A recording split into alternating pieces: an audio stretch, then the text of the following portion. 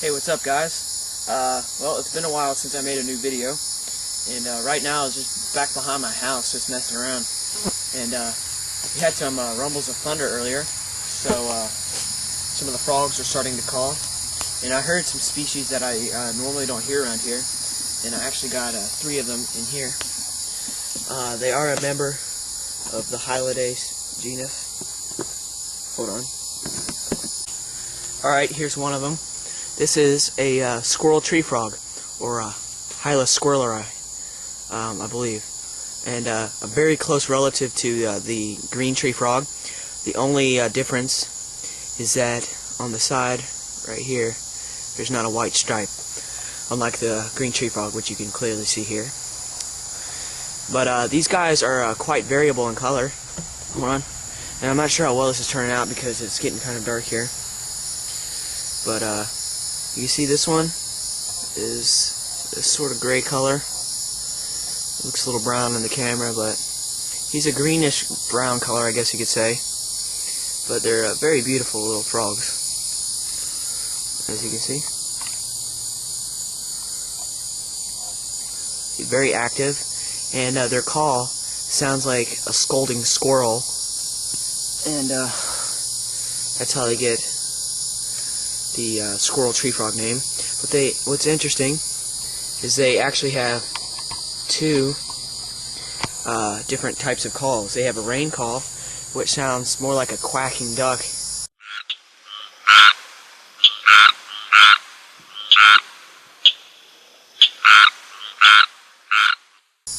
and they have sort of a breeding call. It sounds like a squirrel. I might be mixed up, so I'm not sure, but you can see how he's all puffed up as I'm grabbing around the waist. That's actually a male defense, so, and it's also a defense, so if something bigger is trying to swallow him, he'll swell right up. Here's a second specimen, and he's more of a gray-green color, and so I'm not quite sure how well you can see that. But they also have faint spots on the back, and when they're just sitting around, you know, waiting for rains to come, they're actually a gray color with darker gray spots, and so, you know, they're pretty easy to identify. I'm sure you can mistake one for a pinewoods tree frog, but the pinewoods tree frog has a stripe running down behind the eye, unlike this one, which is a plain eye.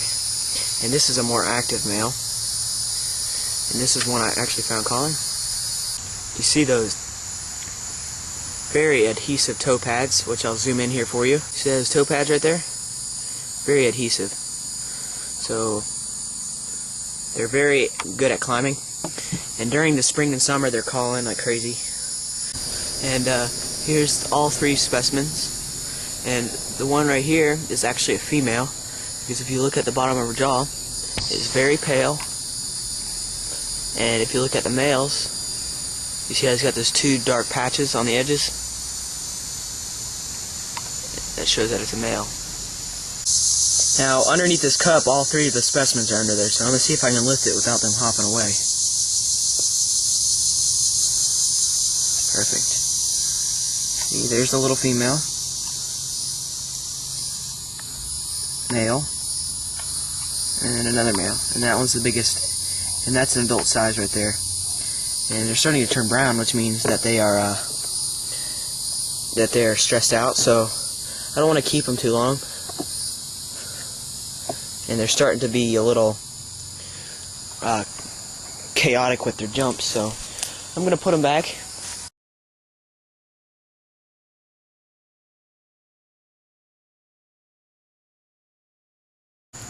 And you can see why they're called tree frogs. Watch this. Oh. And you can see why they're called tree frogs, because when they want to grip a limb or something. Oh. And you can see why they're called tree frogs, because, hold on, when you put them up in a tree, damn it,